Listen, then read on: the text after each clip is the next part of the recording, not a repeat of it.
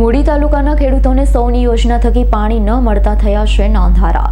દુધઈ, સરલા, સુજાનગઢ, ગઢડા, ટીકર, ખાટડી જેવા અનેક ગામો સૌની યોજનાથી વંચિત। મૂડી તાલુકાના ખેડૂતોને સૌની યોજના થકી પાણી ન મળતા થયા નાંધારા। દુધઈ, સરલા, સુજાનગઢ, ગઢડા, ટીકર, ખાટડી જેવા અનેક ગામો સૌની યોજનાથી વંચિત। વારંવાર રજૂઆત કરવામાં આવ્યા બાદ સૌની યોજના ચાલુ પણ કરવામાં આવી હતી। રજૂઆતો કરતા સૌની યોજના ચાલુ થયા બાદ ખેડૂતોને મળતું હતું પાણી, અને હાલ જીરું જેવા પાકને છેલ્લા પાણીની તાતી જરૂર હોવા છતાં તંત્ર દ્વારા પાણી બંધ કરવામાં આવતા ખેડૂતોને થઈ રહ્યું છે લાખોનું નુકસાન।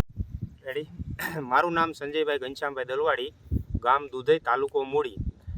જે આજથી અમને 3 મહિના 2.5 મહિનાના આળે ગાળે જે સૌની યોજનામાંથી પાણી દેવામાં આવ્યું, એટલે અમે અત્યારે 18,000 રૂપિયાના બિયારણ લાવ્યા હતા। 18,000ના બિયારણ લાવ્યા પછી અમે વાવેતર કર્યું।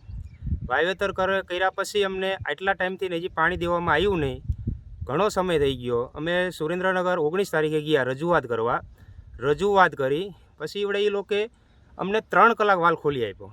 પછી જો આ રાજકારણની જે બાબત હોય એના કારણે અત્યારે અમારા હાલમાં કોઈ પાણી દેવામાં આવ્યું નહીં, બંધ કરી દીધું। બંધ કરી દેવાના કારણે અત્યારે મેં હાલમાં 60 વીઘાનું જીરું અતિશય તાણ પડી જાય, હુકાવાના કારણે અત્યારે જમીનમાં કોઈ જાતનું પાણી કે ભેજ હતો નહીં। એના કારણે મેં અત્યારે હાલમાં રોટર વીટર મારી દીધું। અત્યારે અમારા ખેડૂતને શું કરવું, આટલું બધું તો નુકસાન થયું, તો હજી છતાં જો આ સરકારને હજી તક જો પાણી દેવામાં ન આવે તો હજી ખેડૂતોએ આગળ આ જ રીતે નુકસાન થશે। એ જ રીતે જેમ જીરાને તાણ પડશે એમ જીરા પાડતા જશે। મારું નામ દુધઈ ગામ અને તાલુકો મૂડી। સુરેન્દ્રનગર જિલ્લાના મૂળી તાલુકાના જે ગામો છે જેમાં દુધઈ, ખાટડી, ટીકર, સુજાનગઢ, સરલા, ખંપાળિયા, ગઢડા, વડોદરા જેવા ગામોમાં સૌની યોજનાથી કુદરતી વહેણ મારફત પાણી આપવામાં આવેલું અને તળાવો ભરી આપવામાં આવેલા। આ તળાવોને કારણે અહીંના ખેડૂતોએ રવિ પાકનું વાવેતર મોટા પ્રમાણમાં કરેલું, જેમાં ઓછા પાણીએ જે પાક મળે એવા જીરુના પાકનું વધારે વાવેતર કરેલું। ત્યારે છેલ્લા પાણી જ્યારે આપવાનું હતું કે એક વખત પાણી છેલ્લી વખત આપી દે તો જીરાને છેલ્લી વખત પાણી મળી જાય તો જીરાનો પાક પાકી ચૂકે એવી પરિસ્થિતિ હતી। ત્યારે અહીંના જે સ્થાનિક રાજકીય આગેવાનો અને સૌની યોજનાના અધિકારીઓની અવળચંડાઈને કારણે આ ખેડૂતોને અહીંયા પાણી મળેલ, છેલ્લી વખત પાણી મળેલ નહીં। ત્યારે આજે ખેડૂતોને જે જીરાનો પાક છે ઊભા પાકમાં ટ્રેક્ટરથી, રોટોવેટરથી જીરાને છેલ્લી વખત પાડવાનો સમય આવ્યો છે કે એ પાક અમે બચી શકે તેમ નથી પાણી વગર।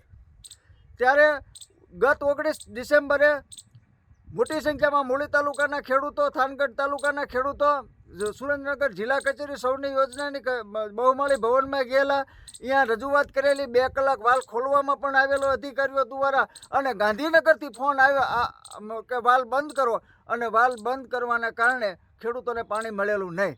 બાદ વધારે લડત લડવા માટે અમે ગત 24 ડિસેમ્બરે વડોદરા મુકામે સંમેલન ખેડૂતોનું કરેલું, પણ આ સ્થાનિક નેતાઓ અને અધિકારીઓ સૌની યોજનાના એમની અવળચંડાઈને કારણે આજે ખેડૂતોને લાખો રૂપિયાનું નુકસાન થયું છે।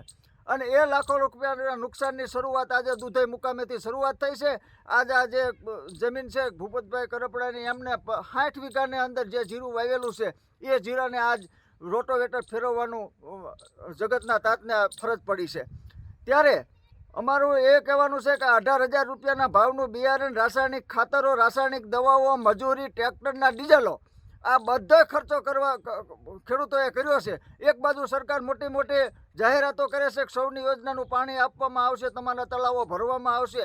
એના કારણે થઈને આ ખેડૂતોએ રવિ પાકનું વાવેતર કરેલું, અને આ રવિ પાકના વાવેતરમાં છેલ્લા પાણી માટે થઈ અને આ અધિકારીઓ અને આ સ્થાનિક નેતાઓ અને આ સરકારે ખેડૂતો સામું જોયું, ને આ ખેડૂતોને લાખો રૂપિયાનું અત્યારે નુકસાની ભોગવવાની આવી છે। આશરે 200 વીઘામાં જીરુની પાડવાની શરૂઆત થઈ ગઈ છે કે પાણી નથી, એટલે છેલ્લા પાણી ન મળવાને કારણે જીરું બળી ગયું છે, અને એના કારણે આજે દુધઈથી શરૂઆત થઈ છે, અને હવે બીજા ગામોમાં હળવે હળવે શરૂઆત થશે। આશરે 200 વીઘાનો પાક અત્યારે નષ્ટ પામ્યો છે, અને એ ફક્ત ને ફક્ત સૌની યોજનાના અધિકારીઓ અને અહીંના સ્થાનિક ભાજપના જે નેતાઓના કારણે આ ખેડૂતોને વેઠવું પડ્યું છે।